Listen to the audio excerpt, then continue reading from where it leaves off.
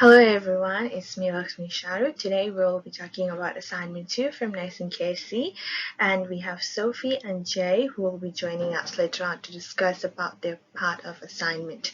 Let's go. Okay, let's go to contents. So we have 3 sections. Section 1 is about the Australian national health priorities. Section 2 is about the burden of chronic disease in the Australian context. And the last, Section 3, is about the nursing implication now and into the future regarding the burden of disease and the role of nurse in chronic illness management. Today, I'll be discussing about the Section 1, which is the Australian national health priorities. Okay, let's talk about national health priority areas.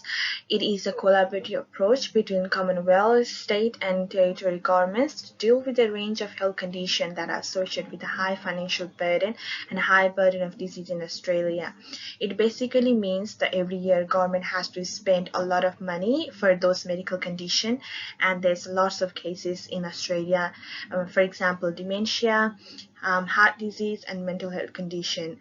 So it was first known as National Health Goals and Targets, and it was first originated in the late 1995. So what it does, it works to improve the health and the well-being of Australian population and make health services accessible to all the population, and basically works to reduce the burden of illness. I have included a bit of the history and the background of the National Health Priority Areas. You can read over here. So we have 9 national health priority areas. Today we'll be discussing about only 8 of them. The first one is cardiovascular health. According to the Australian Bureau of Statistics in 2018, it accounted for 13% of the total disease burden in Australia, while cancer accounted for nearly 18% of the total disease burden in Australia. The fourth one is mental health. According to the Australian Institute of Health and Welfare in 2015, mental health condition accounted for nearly 12% of the total disease burden in Australia. And according to the survey which happened between 2017 to 2018, 1 in 5 Australians had at least one mental health condition. Another one is diabetes mellitus.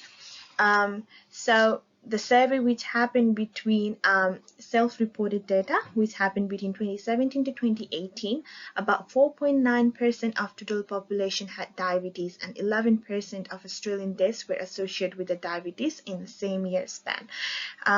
In 2015, it accounted for the nearly 2% of the total disease burden in Australia, while asthma accounted for 2.5% in the same year span. Arthritis and musculoskeletal condition. In 2015, it accounted for 13% of total disease burden in Australia, while obesity accounted for 8.4% and dementia accounted for 3.8% of total disease burden in Australia in the same year, which is 2015.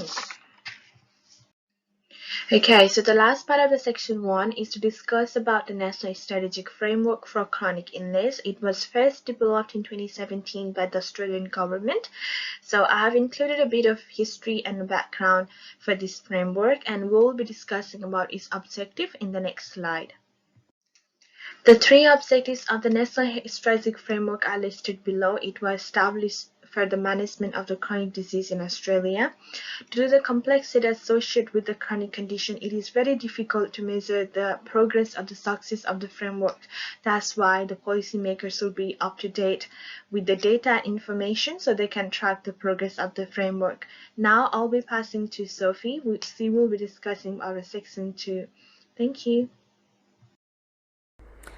Hi, my name is Sophie Siriam, and I will be doing the second part of the presentation after Lakshmi. So I've chosen cardiovascular disease, which is the burden of chronic disease in Australia.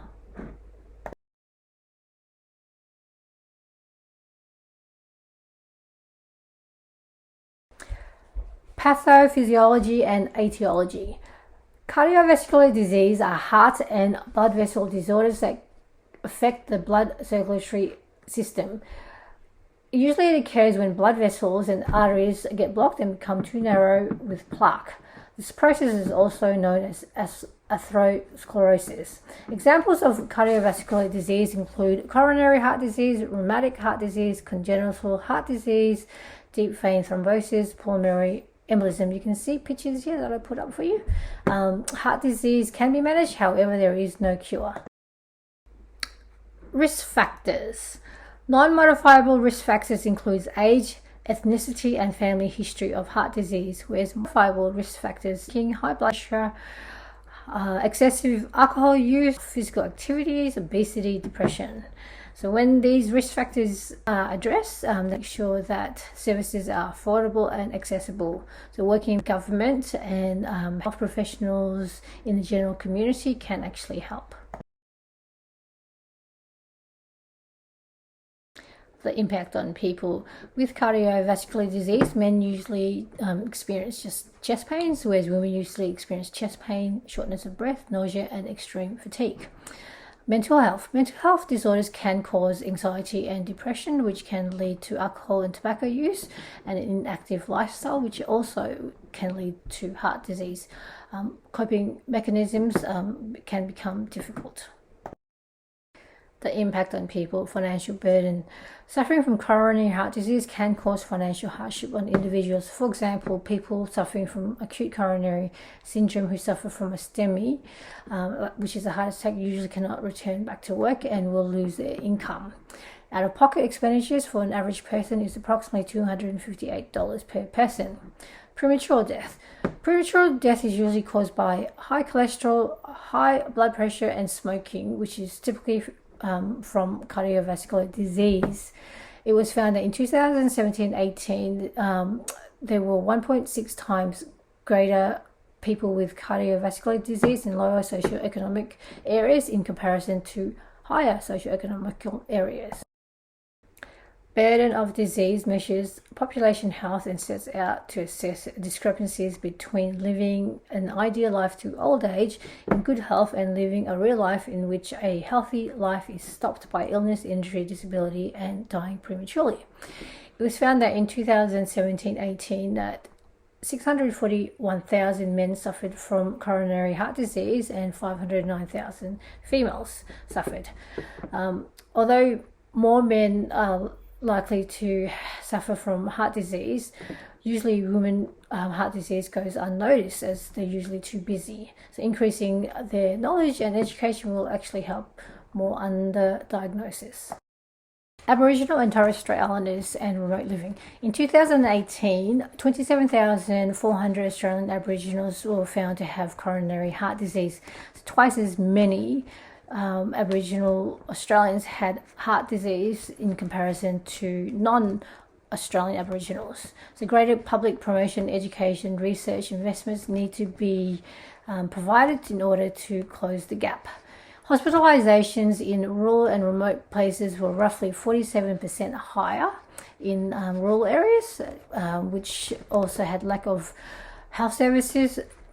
People had to travel significant distances and cardiac screening was very low. Here you'll see the graph which actually states out the differences.